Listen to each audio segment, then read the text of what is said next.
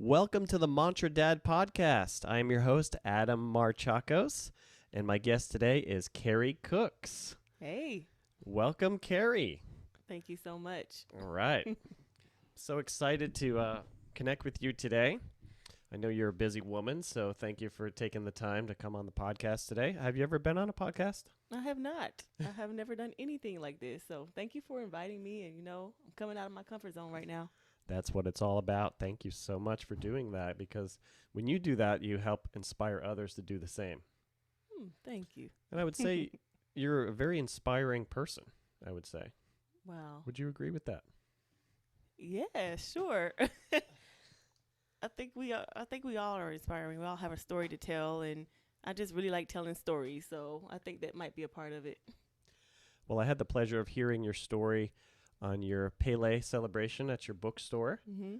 So maybe we could do a little bit of a shorter version, because that was at least an hour and a half, Yes, I it think, you was. talked about, which we could take the whole podcast and do that. But maybe you could kind of introduce yourself and talk about how you kind of got here to Kauai and what brought you here. Okay. Yep. I'll shorten it because it was an hour long. I am Keri. I own a bookstore here in Kauai. It's called the Bookstore, and the bookstore that I have is basically designed to help people learn more, help them continue to grow as they get older. So the type of books that I have are psychology, self-help, metaphysics, things like that to help you kind of keep exploring as you're getting older, and also children's books and novels too. But one of the things that I like to do is I really like to learn new things. It's one of my favorite things to do. And in my former life, as in before I came here to Kauai, which I've been here for 10 months now, I was a geophysicist. So I worked in the oil and gas industry, and it's interesting.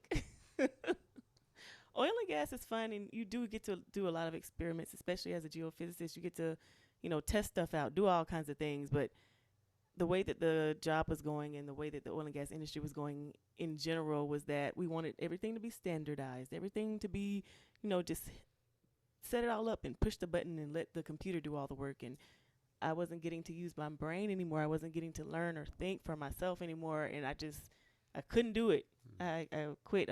Couldn't do it, and among other things that were going on at the time. But that really gave me my understanding of, if I'm not learning, if I'm not growing, if I'm just remaining stagnant, then I'm bored. I'm bored with life. I'm bored with my job. I'm just bored in general. And I need some excitement and some adventure in my life. Mm-hmm. So I decided to become an entrepreneur, to be able to be my own boss, to be able to do whatever I wanted to do. If I wanted to, open up my store and then completely change it 3 months later, then I can do that, which I have done. Good for you, Keri. This is what I mean, like taking risks, like being okay with getting a little bit more vulnerable with your own life, feeling like you're in the driver's seat, and taking life by the horns. I love that. Yeah, it's been a lot of fun. It's been interesting, to say the least, because someone who has worked for someone for so long, I didn't understand that when you own your own business, work for yourself, you really have full control of what you do. You can be as creative as you want to be, and that was what I was missing in my former job, just creativity. And so I'm just as creative as I want to be. Nice. So you're calling the shots now. Oh yeah. And you opened the Bookstore in the middle of a pandemic, which is pretty assertive of you. I love that. And what's been the response so far?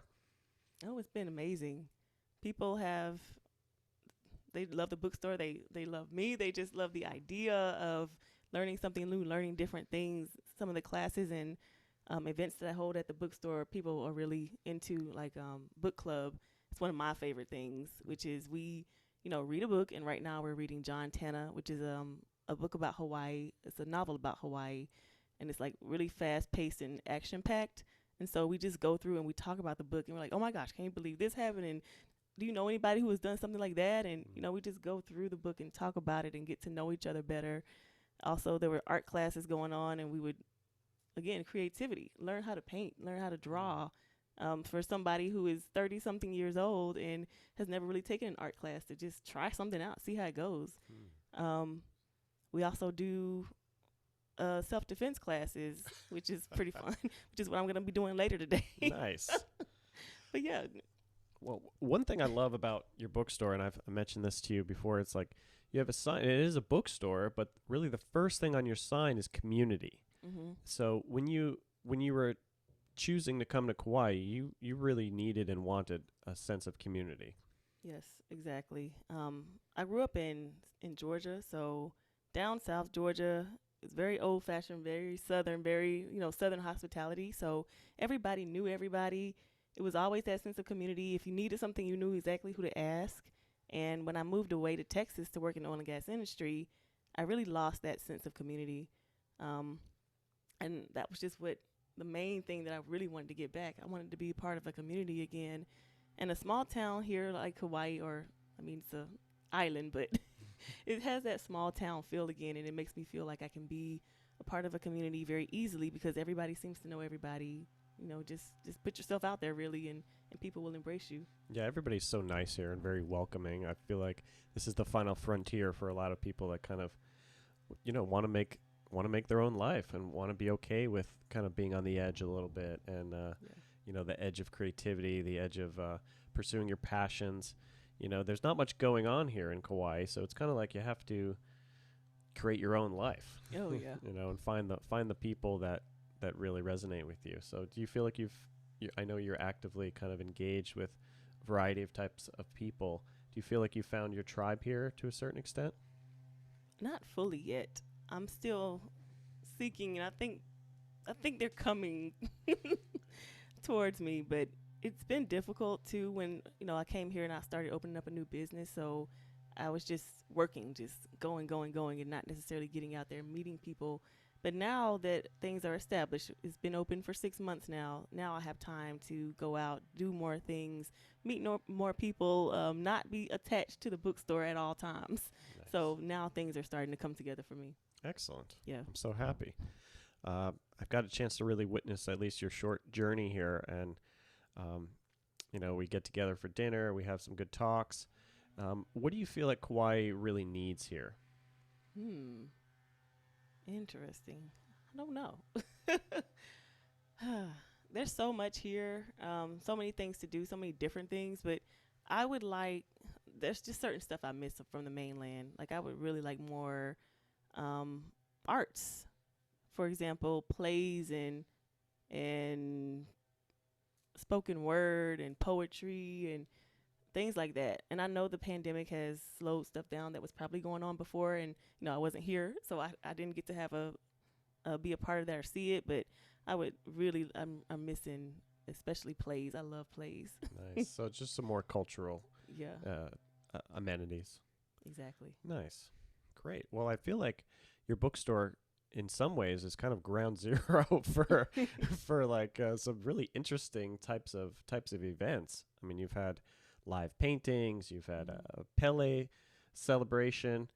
I'd love to chat with you a little bit about your connection to Pele, if you wouldn't mind kind of going into that. Sure. Yeah.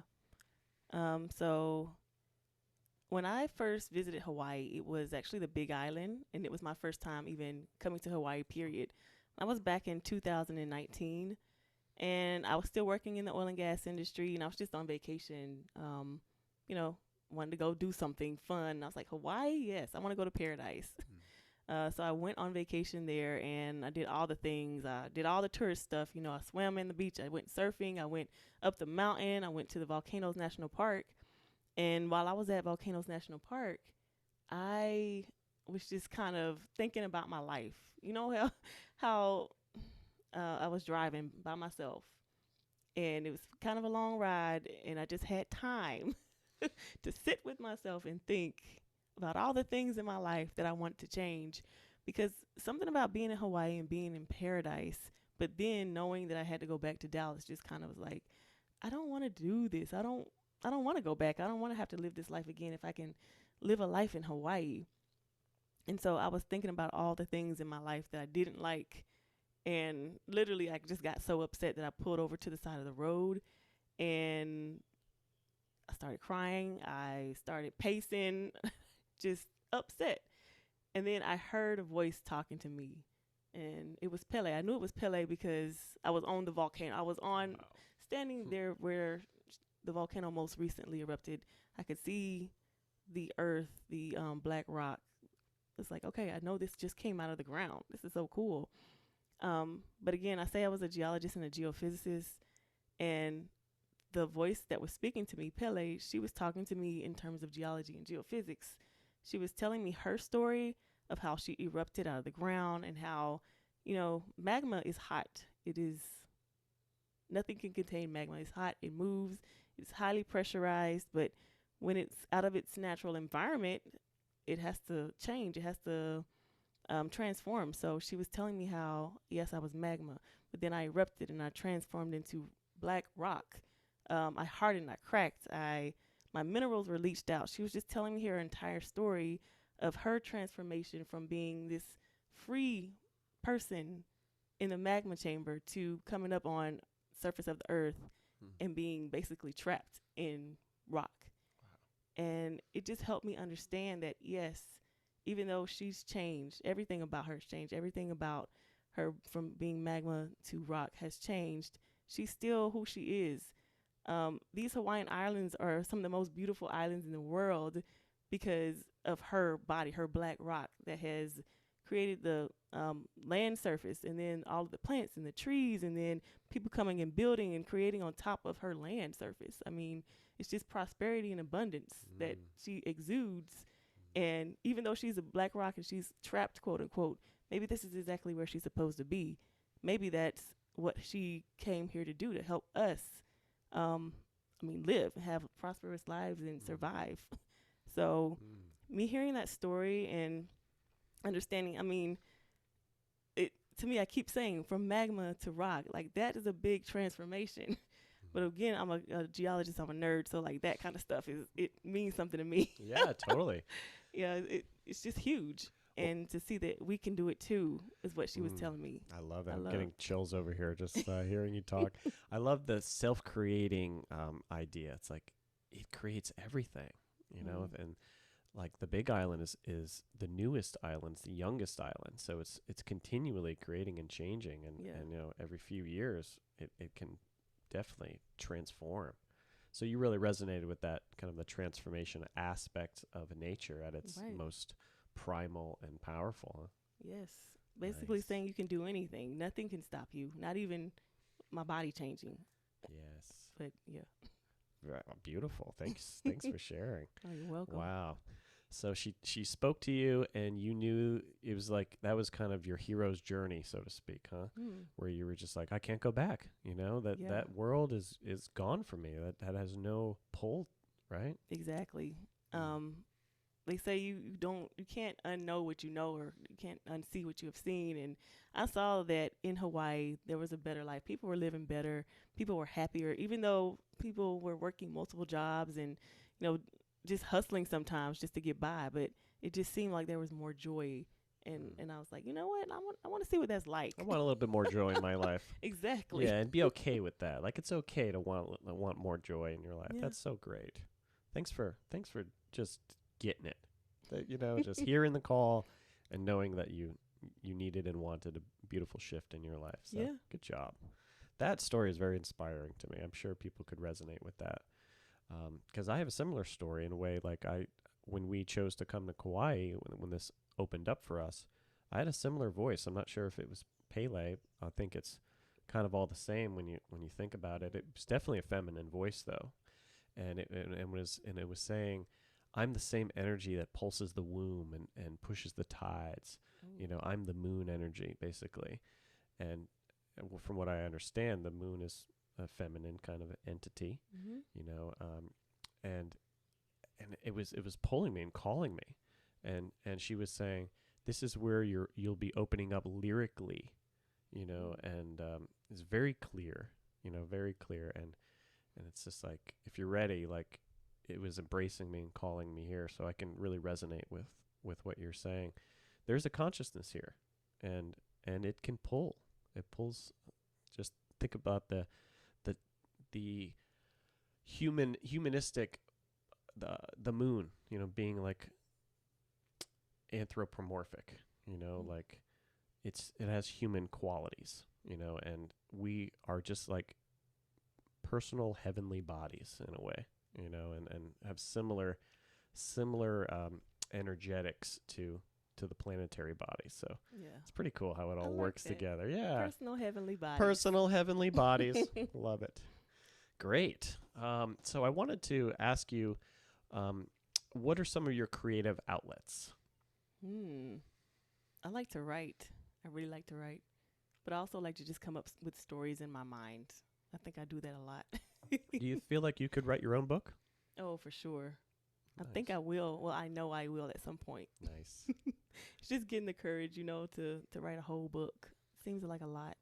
Yeah. But I like to write short stories and poetry or just random stuff. Maybe a book of short stories. That would be easier, I think. Right? Break it down. Yeah, it's not so overwhelming, right? Just Exactly. a few pages here and there. What are some of the books that you feel like really influenced your life in any way? So the first one is The Four Agreements, and that's actually a big seller in the bookstore. Classic one. Yeah, exactly. I read that multiple times a year because I just need that reminder. It's like, okay, what am I doing right now? Taking it personally. Let me go read the book again. What did he say about that? Yeah, a lot of wisdom. A lot of wisdom there.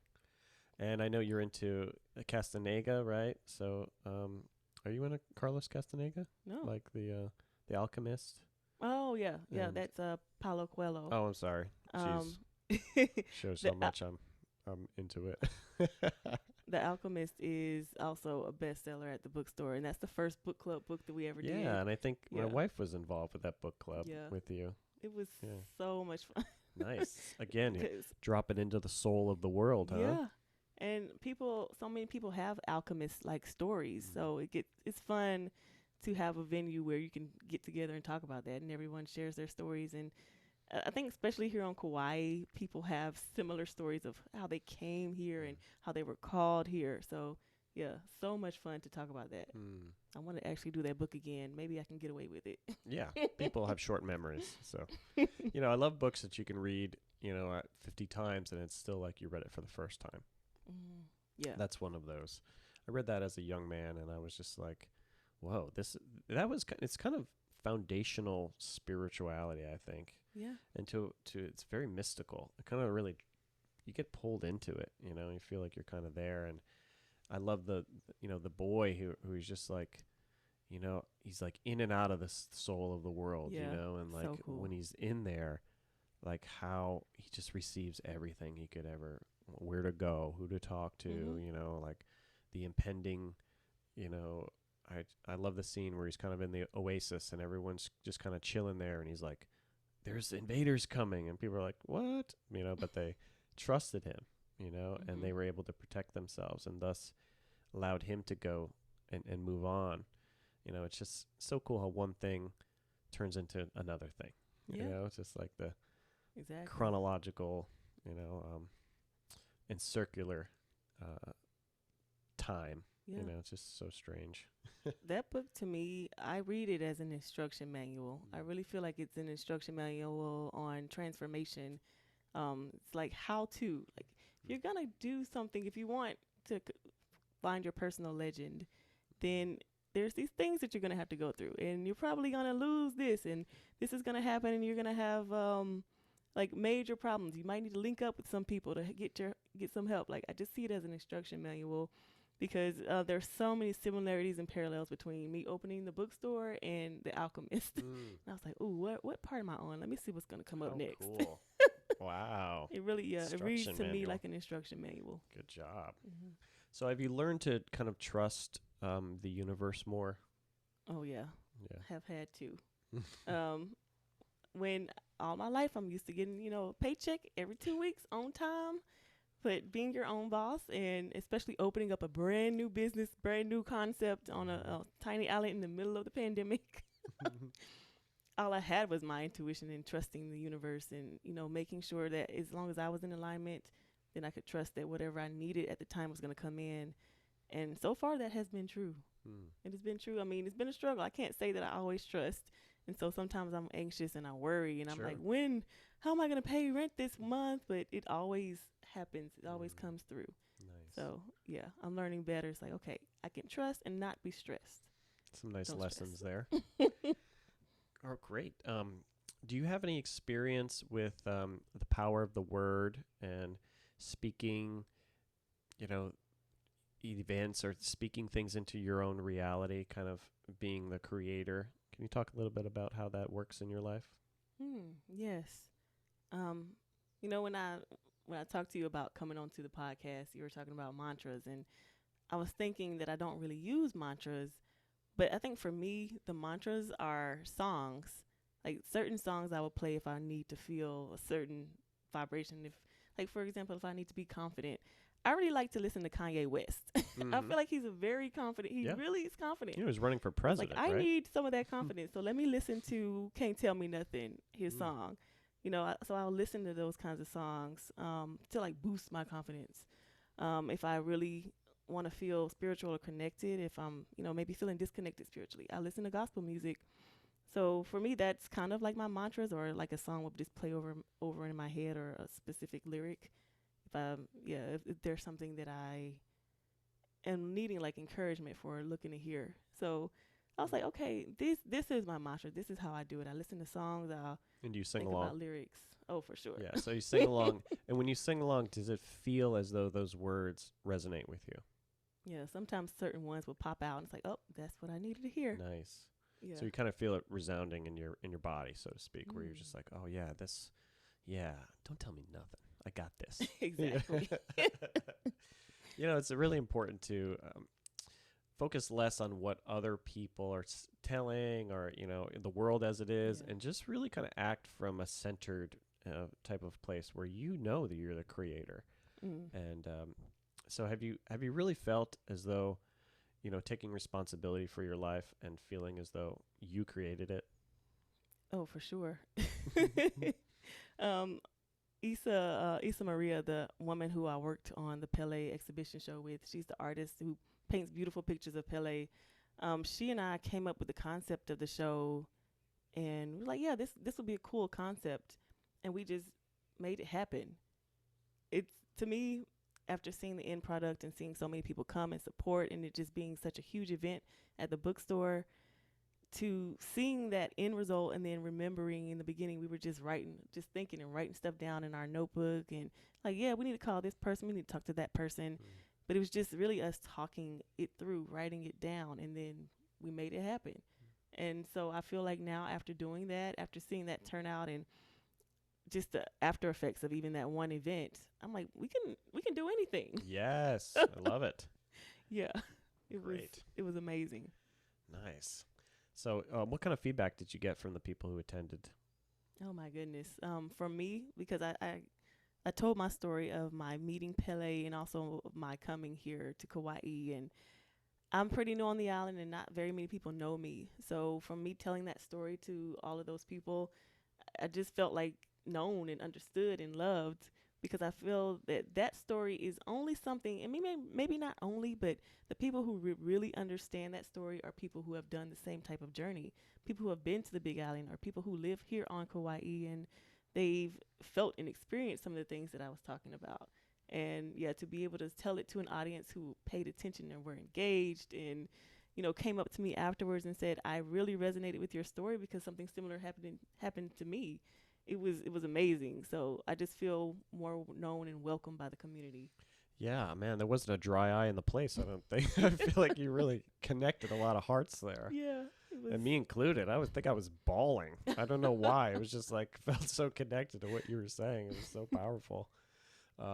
Yeah, I mean, even had Stream here on the podcast. He's one of Issa's but he came on last week, and we chatted a little bit about it. Issa's one of his good friends, and he even was like, wow, that was super powerful. So good job. I feel like, man, new people to the island, it's almost like we need to have some sort of press release or somebody. If somebody has like something to share, a story to really do foster community and feel connected to humans, because in a world where we are feeling so disconnected, and just receiving maybe not the truth from, certain media outlets or whatever, it's like, how do we find some truth? And I feel like storytelling and the oral tradition is some things that could be lost over time. So it's, even between new people and friends, it's really important to tell the story and feel that love and be embraced by this island that can be a little scary for people to come here, where it's so remote, and yet you're perfectly embraced. Yes. So that's so cool. Nice. Yeah, and after being vulnerable like that, to be well received made me feel good, because I was definitely anxious about it. Coming here, me as a woman who is not from the Hawaiian Islands, speaking about Pele, who is a Hawaiian goddess, I was a little apprehensive, a little out of your element. Yeah, I was like, but I have to be honest and tell my story. Nice. And yeah, I was so excited to be well received. Awesome. Great. And the music was awesome too, huh? Oh yeah. Yeah, Charity Ann, she's amazing. Sweet. Maybe I'll have her on here too. Yeah, actually, I know she would do it. Yeah, I actually chatted with her the day after that. Just randomly, I ran into her again at a friend's farm, and she was there, and I was like, oh, wait, I just saw you yesterday, and you're, wow. It's funny how it all works out. Small world, especially here. Totally. Everybody knows everybody here in Kauai for the most part. And, that's one of the reasons why I started this podcast, is to kind of have a little bit of sense of community to myself and be able to get to know people one-on-one. I'm more of a one-on-one kind of guy. Like, I can do large groups, but I feel that this is more suited to my personality and I guess my astrology. I'm more, one-on-one. Certain people are more large groups or nobody, So this is kind of right up my alley. So again, thanks for coming on and sharing your story. Let's see. I wanted to ask you, have you got involved at any of the ecstatic dance here on Kauai, or any of those more embodiment types of things with movement? Yes. I do ecstatic dance. It used to be on Wednesdays, but it's a little hiatus right now. But ecstatic dance at the beach on Wednesdays, you can get in the water and dance. It is so much fun. And it's funny because it's nothing that I would have done when I lived in Texas. I would have been too cool to do that. But here it's fun. It's amazing. So it feels acceptable to do here. And plus you're doing it with a bunch of other people, so you're not by yourself. There's that shared intention for sure. It's a lot of fun, though. Definitely, I agree. That's one of the things that this island has a lot of dance to offer. One of the things in the evolved society, so to speak, the utopia landscape, where you'd want to be able to sing and dance anytime you wanted, and that would be accepted. I feel like that's where true joy comes from. I want to shift a little bit and talk about this is the Mantra Dad podcast. So originally it was geared towards inspiring and helping men. Do you feel as though men are struggling in this world? I know you're a woman, so I was interested in your perspective about what do you feel like men could or how do you feel that men could improve in this world where there's definitely a lot of feminine empowerment happening, but I feel like there's not as much male empowerment, because it feels like we've probably had 10,000 years of male empowerment, kind of like the patriarchy, or it's really muddy waters there. So could you help a man and maybe the men that are listening into what we really need to do to feel or to be I guess more balanced? For me, and I think this goes for men and women, is acceptance. I think, especially as kids, you get told maybe as a boy, oh, you're too rough, you're too this, you're too that. But if we accept that boys play rough, then we'll find outlets and ways for boys to be able to get their aggression, or, I don't know. I never had brothers, so I don't know a lot about boys.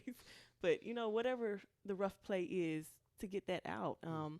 Whatever that biological thing, like the hunting, or, whatever that old thing in our brains that still is active, even though people say it's not. I'm like, we're still human. We have all of those human things. But if we accept that and we find ways to express those things, again, accepting that boys have feelings and emotions too, and allowing them to express that, I think it's just acceptance. Men and women, boys and girls, accepting themselves, and people teaching parents teaching acceptance of emotions. And it's like, okay, you're having a tantrum right now. How can we handle this? How can we We're accepting that you're having a tantrum. We're not telling you that you're a bad person or whatever, because we understand that you might be going through something. Yeah. You know, accepting that and then allowing that, and, you know, kind of helping to guide and steer rather than saying stop, you know, suppress, hide it. Mm-hmm. I think that's what is needed. Some good wisdom there. Thank you.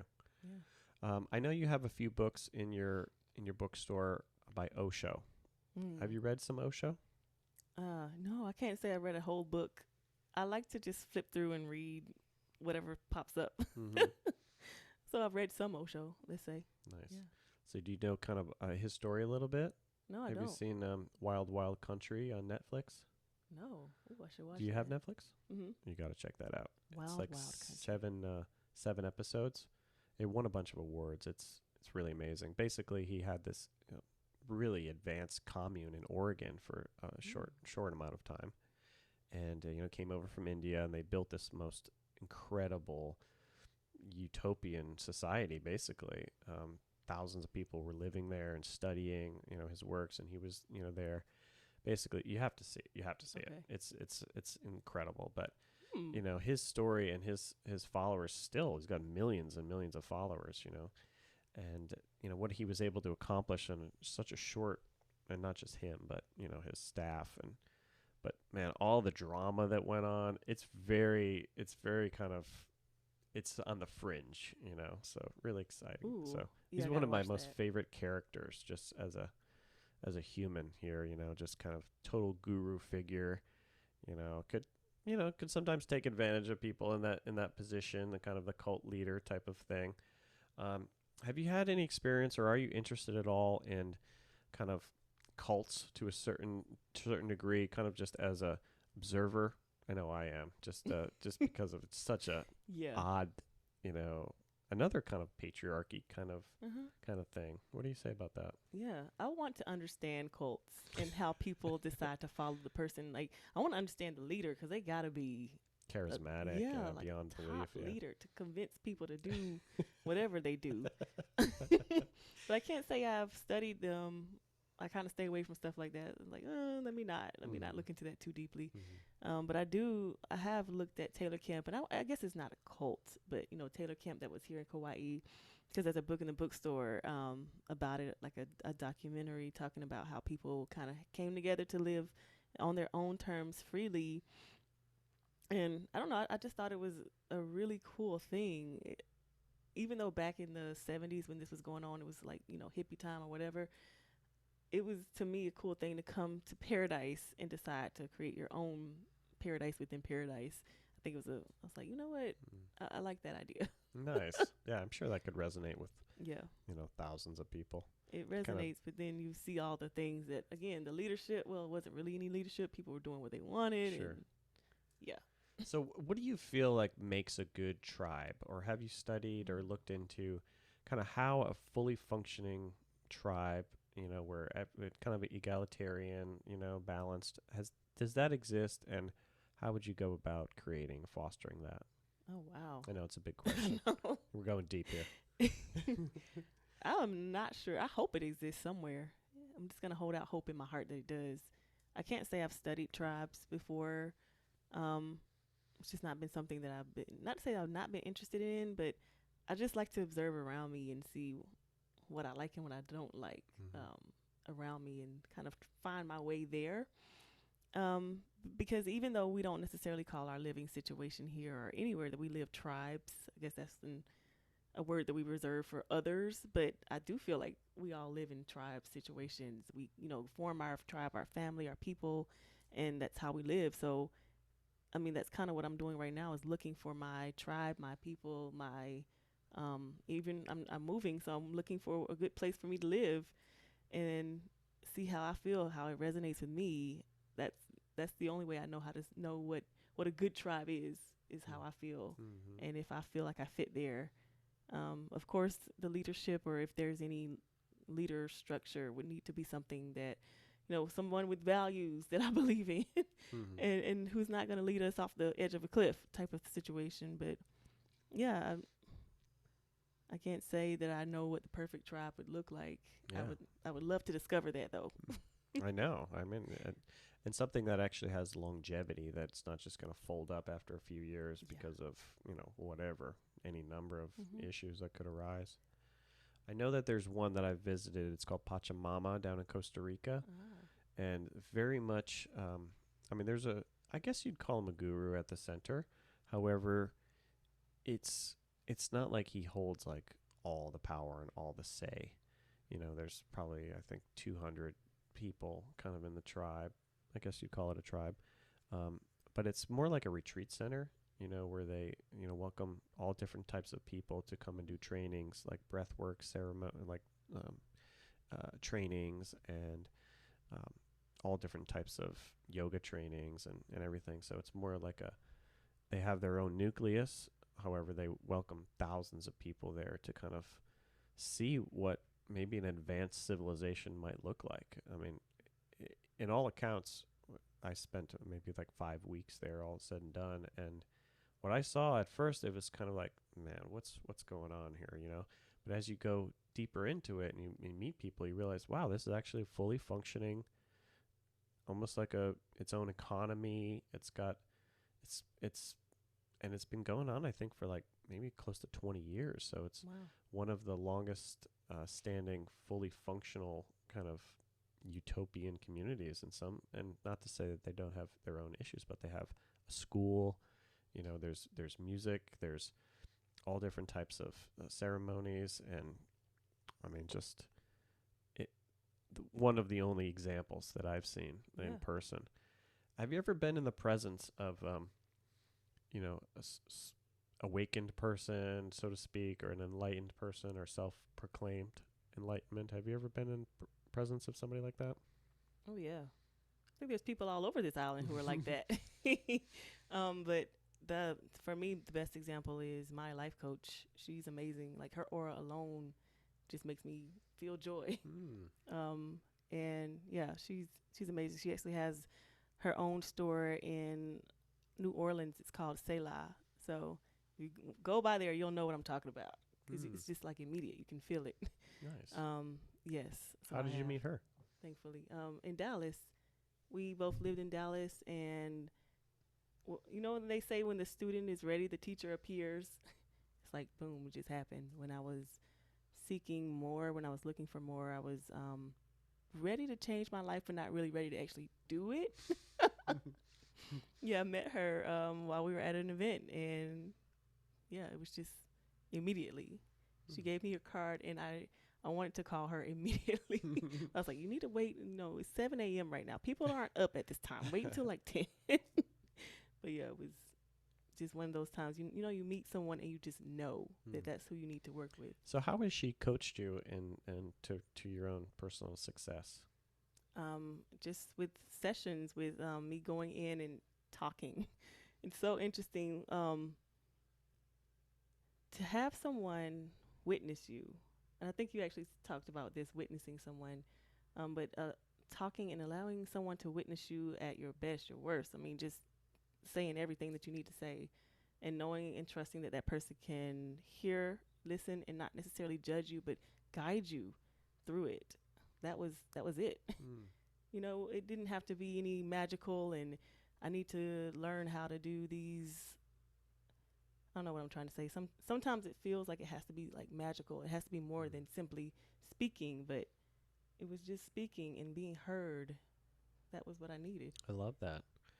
Yeah, I mean, the more I do this podcast, and the more I just, practice just speaking the things I want, and not necessarily from like a needy place, but just calling things in, and also using the power of the word, which is really what we have to give here, to integrate, all the experiences of life, talk it out, sound it out, and to be witnessed, to be seen, by somebody who can accept, like you preface this conversation with like that acceptance. And I really heard what you said there.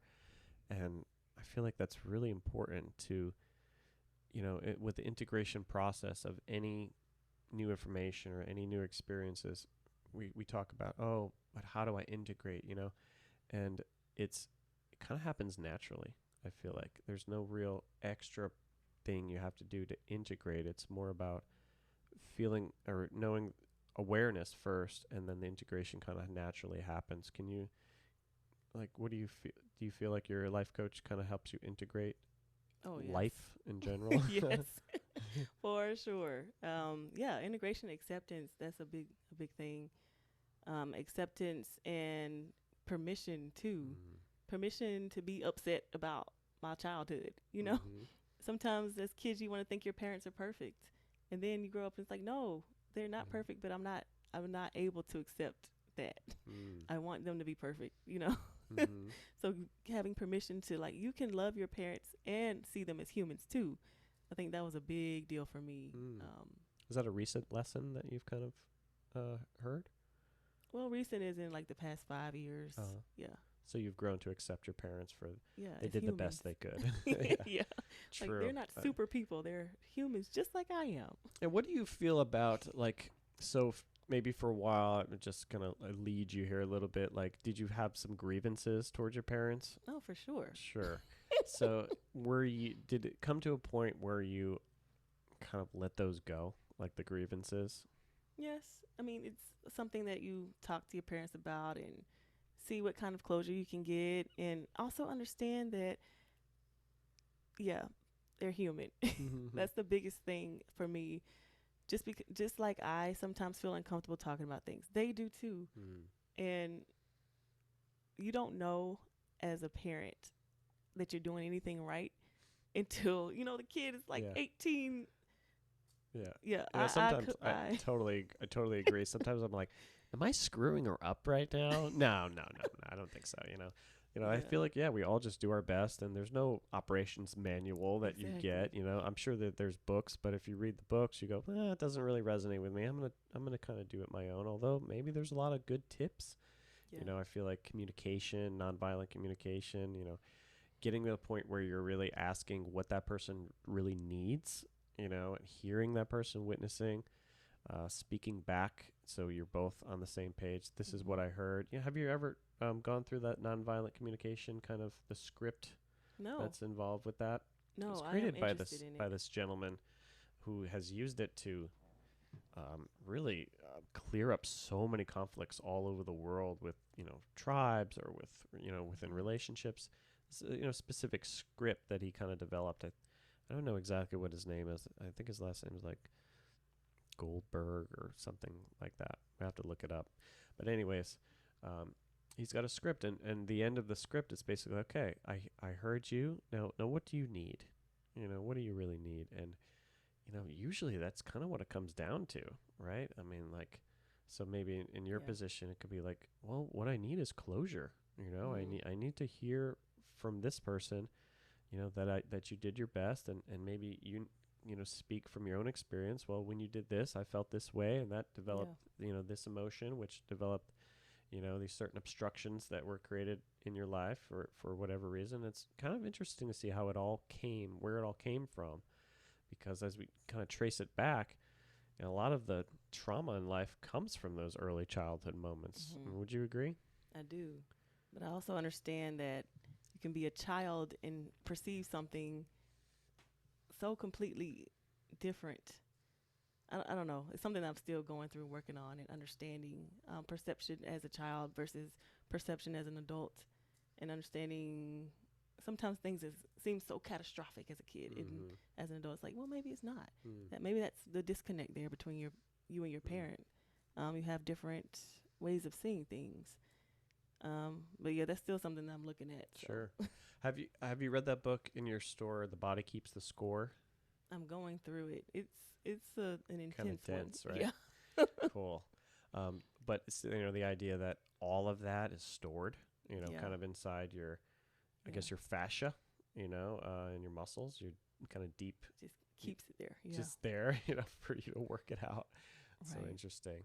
It's like it's never too late to kind of like peek in there and find. I have a question. This is just for my own inquisitive nature. I try to ask people, how do you find inroads kind of into yourself? I know you mentioned your journal, you write, but what I mean by that is, do you meditate? Do you have some kind of practice where you can kind of go into yourself, like to maybe shift up some patterns, or in a more of a active approach to kind of self-development. Can you talk a little bit about that? Yes. I meditate. I meditate every day, and I like doing that because it really helps me get back to myself. And so when I've been running around doing a lot of things, or connecting with a lot of people and getting opinions and all that, that you kind of just take on without even knowing. When I meditate, I can get back to myself and see the things that I've taken on, and I can just release those and let them go. But when it comes to deeper releasing, I really like to do guided meditations. Those help me a lot. Yeah, just sit and listen to a guided meditation, just talk you through it, and it just kind of helps me release.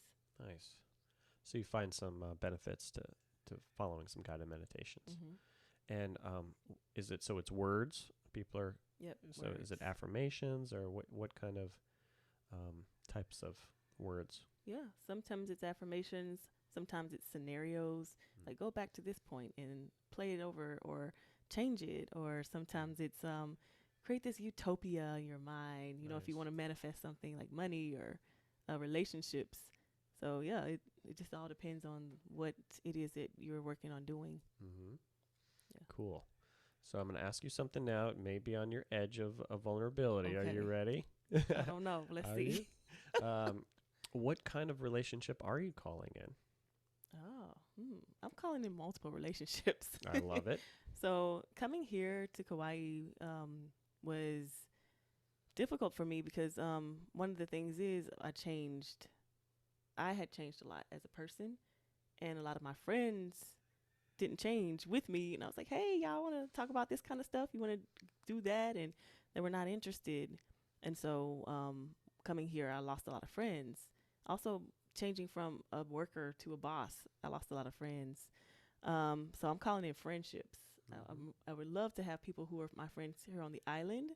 And I would love to call you and Denise friends. I already do. But, I hope so. Some of my new friends. I'm calling in more friendships, more intimate friendships, and those take time to build. So Sure. Over time, I'll be having more of those. I am calling in teachers, people to teach me. My life coach I still work with, but, she's not here on island, so I would love some people here on island. I am calling in business relationships. I love collaborating. It's one of my favorite things to do because I know I have a certain set of skills, but I would like people who are in their power and their skills, like things that they're passionate about, to work with me at the bookstore. I just love working around passionate people. And last but not least, I am calling in a relationship, like a love relationship, just because it would be nice. Yeah. Be fun. Yeah. I love that. Perfect.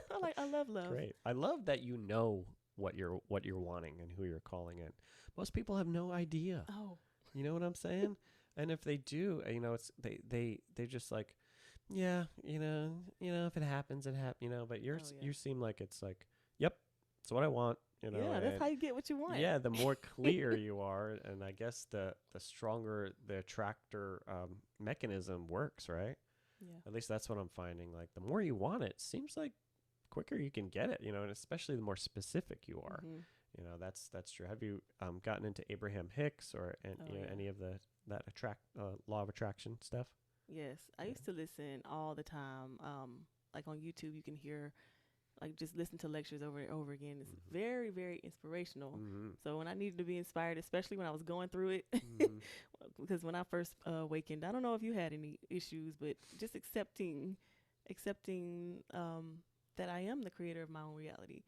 I didn't want to accept that. I was like, no, the world did this. I'm just along for the ride.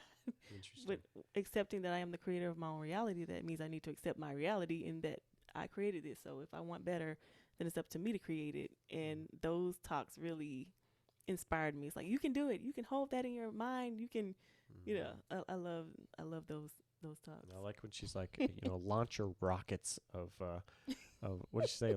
Rockets of attraction or prosperity or something.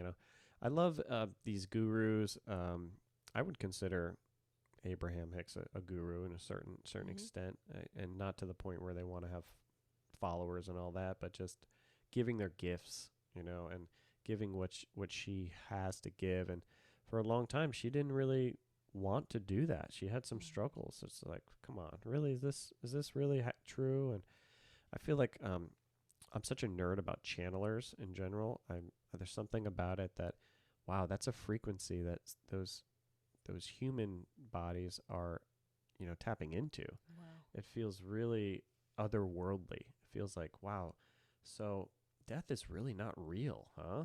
So there's these beings or these non-physical entities that are delivering messages to people. Yeah. It's kind of out of the realm of, our capability to understand. However, these things have been going on for a long time. People have been channeling for a long time, right? And, her, connected to Abraham, Esther, she's, and just like what has come through and how many people she's helped along this path is kind of exceptional. Yeah. It's pretty powerful. It's a big deal, but it's difficult, especially in the beginning, for me to understand. Like, channeling, is this real? She just making this up. Have you ever felt like you've channeled anything? Maybe.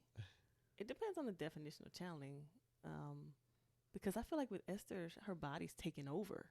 And that is scary. So, no. But to feel like I receive messages, I mean, even receiving that message from Pele. Yeah. And maybe if that's channeling, then yes. But yeah. So do you believe in a higher self or soul that kind of is your perfected self, or maybe something that kind of knows it all or has done all this before? Have you ever felt as though we're kind of almost like reliving something that's already happened? Do you feel any of that?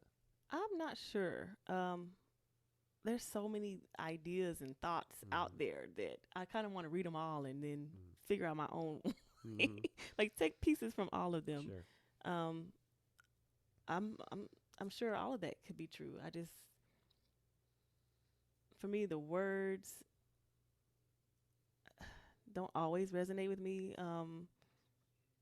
But I guess I'm pretty new on my spiritual journey, so I would need to find like my own understanding so that I could tell you exactly what I believe or know. But I think too, I need to experience more. I need to do some more seeking and try some more things. And maybe like let it come from you as well, like come out in the form of writing, like you were saying, like maybe hear your own voice, kind of encapsulate it into what is actually going on inside of you versus seeing what somebody else has gone through and then kind of identifying with that, maybe letting it come through your words. Right. I don't know. Just an idea. Yeah. Just feeling that, like, what that means to me. Like, what is a higher self to me? Sometimes I hear these words and I just don't understand them, so I need to find my own way. I always find my own way. Yeah. That's great. How I get things. I have to do it on my own or find my own words to express that. Yeah. Well, that's great. A lot of people just kind of identify with what some category, or have you felt as though part of your learning process is in a way like disassociating with maybe some of those perceived negative things that have happened, like you were just mentioning, like you have a chance to kind of look at it a different way from a fresh perspective. So I guess my question is it easy for you to kind of disassociate with the past so that you can create a new story now? Easy, no. I can set the intention all day, but I actually have to do it. For example, I was an employee for most of my life. So me coming to be a boss is a whole different role that I would play.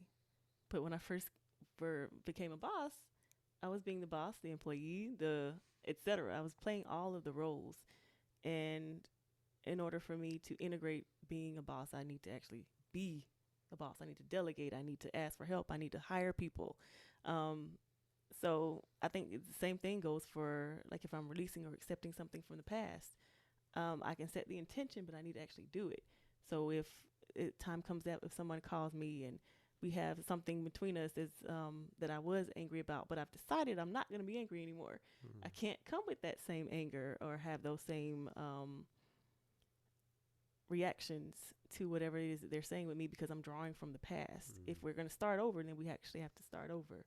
So you can set the intention easy, but it's the actions that you take. At least that's how I found it. I have to take those actions of forgiveness. And if they're telling me a story, I need to listen to the story and not be like, oh, it's the same old thing. I need to change how I interact with the person. So, and it's not always easy to do, but I think over time, if you keep holding that attention, you'll get there. It just might take some time. I would imagine that people coming in your store really do want to talk a lot. Is that true? It depends. Some now that the island has opened back up, we're getting more tourists, and sometimes they just want to come in and come out, or they're waiting on their food or something. So it's not as often that I get people who really want to talk, but sometimes I do get people who are interested in learning about crystals or learning about certain books and tarot cards. So that's like a really fun time to me because I'm also interested in learning. So I'm like, this deck is super cool because it gives you a lot of explanation. This book will help you a lot on crystals. It tells you everything you need to know.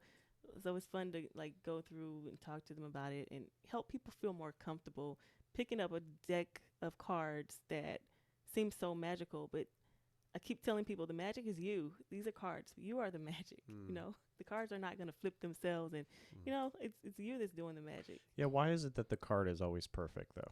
Because you're magic and so perfect. Magic.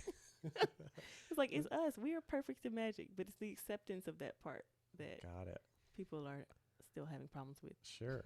So you've been helping some people kind of accept their own magic. That is my intention. Love it. Yeah. Wow. You're such in a unique position right now. Like, what a transformation. Yes. And do you miss geophysics at all, or geology? Or do you still have that as kind of a hobby or something that you're interested in? I actually do miss it, which is interesting.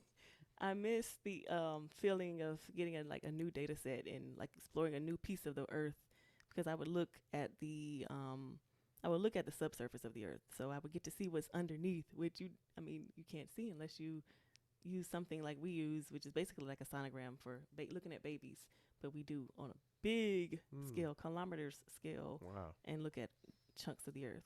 So it was always exciting to get a new data set. So was your job kind of like figuring out where to drill, or like where would be the most opportune, or like the pressures that would so it would be safe to kind of explore? What was the kind of the overall goal with your work? So I was right before the drilling part. I helped create the maps that people use to drill. So in order, let's see how I can explain this simply. Yeah, to a layman. So think about taking sonograms for babies. They move the machine around, right? Mm-hmm. They move it around so they can get the entire picture. So what I would do is, if they moved it around in a nice pattern, then I would take that pattern and I would kind of put it together and create a map. Instead of just having one strip here, one strip over there, I could create the map of the subsurface of the earth, be all together. And then some other people would come through and look at the map and figure out where to drill. So, yeah. Interesting. And primarily, were you working like in the Middle East, or like Alaska or Houston, or like where like? Yeah, I've looked at data sets from all of those places. Cool. But primarily it was Texas, because I lived in Texas. So it would be onshore Texas, places like Midland. They have all those drills out there. I don't know if you've ever driven through and seen all the little things they just kind of do like that. Yeah. Is that for natural gas, or is that for oil? It's for oil. Yeah. But those are very old. Those have been there for a while, and they're just kind of picking up stuff that's seeping through still. Wow. But sometimes they want to drill new wells out there, and that's the types of data sets that I worked on. Land data sets in Texas. Cool. Yeah. Nice. So, where did you get your degrees? So I got my first. Well, I have 3 degrees. Nice. First one I have in chemistry from Fort Valley State University, which is an HBCU in Fort Valley, Georgia, historically black college university. Then I went to the University of Texas in Austin, and I got a degree in geology. And then I got my master's degree from the University of Miami in Miami, Florida, in geophysics. Yeah. Wow. So had you always had kind of an interest in geology? When I was younger, I attended a summer camp. My parents, they were like, okay, let's get her out of this small town, because the town that I grew up in I mean, pretty much like this. Well, maybe the town of Kapa'a, not the entire island of Kauai. It was small, close knit, and there weren't that many opportunities for kids. So my parents wanted us to, broaden our horizons. So they sent me to this summer camp that was for STEM fields: science, technology, engineering, and mathematics. And I learned about geology there, and it was just cool to me because I'd never heard about geology. It was always, doctor, lawyer, teacher. Those were the only careers that I'd known about. But to know that I could go into a career in geology, and it was one of the most lucrative careers that a person could enter into. Like when you graduate college with a master's degree, it's a six-figure salary. And I was like, well, that sounds like a great career path. I know. For sure. That sounds like a very smart thing that I should do. But I also like to be able to go outside and pick up a rock and know what it was like. I could tell what it was made of based on the minerals that were in the rock, or where we were on the surface of the earth. And I could understand how it was formed and, how old it was, just depending on if I knew where I was in the world. Nice. But yeah, I just thought it was so cool. Well, I can relate to you in a lot of ways because I was really into geology as well as a young man, to the point where I started a rock and mineral and fossil store for 15 years. We ran 2 stores, my family and myself, and so we would do simulated like mining for kids. So it was an attraction where birthday parties, school groups and whatnot, kids could get a hard hat with a light and go and find rocks inside, and they got to keep everything they found. Nice. And also like simulated gold panning. So that's what I did. So it was more like an amusement thing. However, I always had a little bit of interest in the earth and how things are formed, igneous, sedimentary, metamorphic type of rocks. And so, yeah, I'm sure we could nerd out on maybe a different podcast. Although I'm happy that you have transcended that world to a certain extent, to the point where you're a boss babe and you're rocking it right now. So, becoming successful in a new avenue is really inspiring too. So good job. Thank you. Let's see. Is there anything else you want to talk about? Let's see. Not right now. Do you have a website people could check out? Yes, it is thewombbookstore.com. Oh, perfect. Yes, easy. Nice. And so what types of things on your website that people would be interested in? It shows pictures of the bookstore. So if you're like, what does a Womb bookstore look like? What kind of books are in there? You can see what kind of books are in there, what it looks like. All of our events are on there. You can purchase the events. And you can also go, there's a link to our bookshop site where even if you're not here on Kauai, you can support the bookstore and other indie bookstores. It's actually very similar to that, big box site where you can buy anything, but in this one, you buy books directly from the publisher, and the proceeds go to my indie bookstore and any other indie bookstore that people support. So, nice. Yeah, it's amazing. Great. I had a question, getting a little bit back to what we were just talking about the geology and your career path. Did you ever feel conflicted at all with what you were doing? Oh yeah. Like, was that kind of inside you? It's like, oh man, another oil drilling. Like, did you ever have some kind of moral, I guess, misalignments there? Definitely. So in the beginning, they kind of tell you that you're helping to bring energy to the world.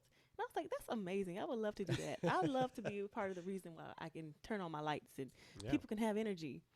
But as I started working in the career for a while and I moved up into a manager position, I learned about the financial stuff. Like, we were going through financials and how everything was always about money. It was just money this, money that. How can we make more? I just, started getting into that and seeing that we really don't care about bringing energy. We care about bringing money to the company. And I just, I couldn't get with it anymore. We won't mention which company you worked for. Right. I mean, I kind of feel like they're all the same. So, yeah. Wow. Well, I mean, my wife's from Texas. My daughter was born in Houston.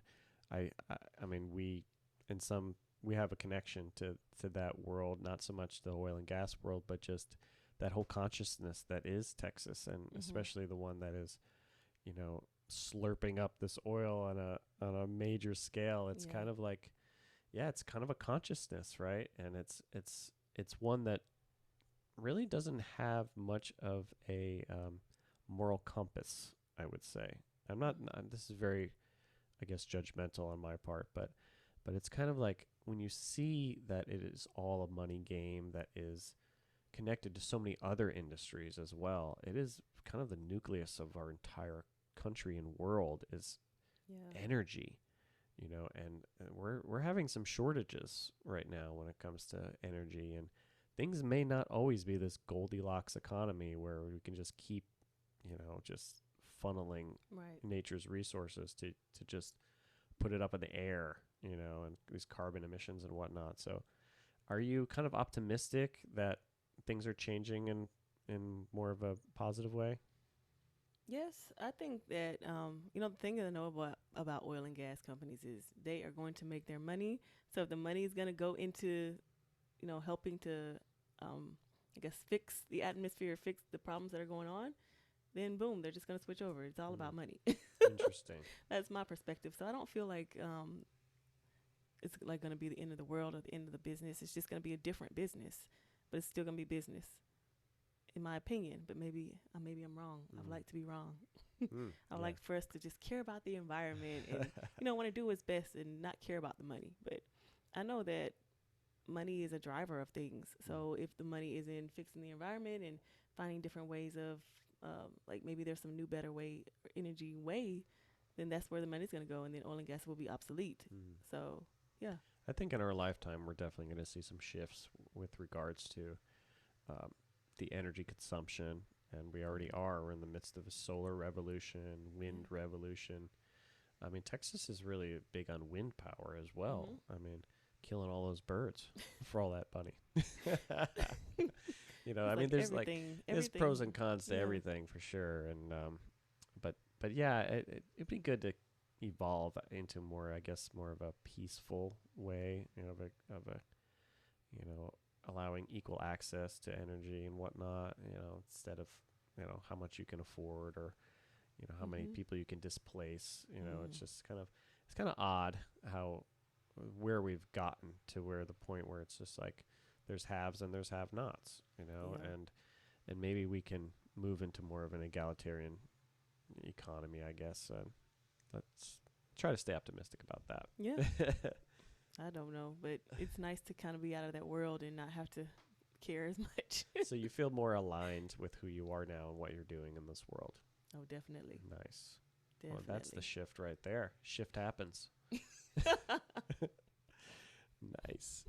Well, Keri, thank you so much again for coming on the podcast. Yeah, thank you for having me. Check out thewombbookstore.com. Do you have a Facebook page? Yes. Everything, Facebook and Instagram, is at The Womb Bookstore. Excellent. And hopefully you can link this this podcast as well. Oh, for sure. I feel like we've gotten to know each other beautiful ways here, and we're expanding our awareness on all things, I would say. So check out Keri, and if you are out there and you want to come on the podcast and you want to share your story, please reach out to me, and we can make that happen. Keri, any last words? I just want to say thank you for having me on the podcast, and it was nice to be vulnerable to the world. Yay. Vulnerability is power. Brene Brown. I'm sure you got some of her in your bookstore too. Yes, I do. Nice. Yeah, so get vulnerable with yourself, and it's okay. We got you. Exactly. You're safe. Yeah, nothing bad's going to happen. I mean, it might. It might. But you'll be all right. I cannot guarantee that. But you'll be okay. You'll be fine. Disclaimer. Well, again, thank you so much, and I'll let you get back to your busy lifestyle and your boxing class, and keep expanding that heart, and I just know that everything is coming to you. Yes, thank you. Aho. I received that. Aloha. Aloha. Thank you.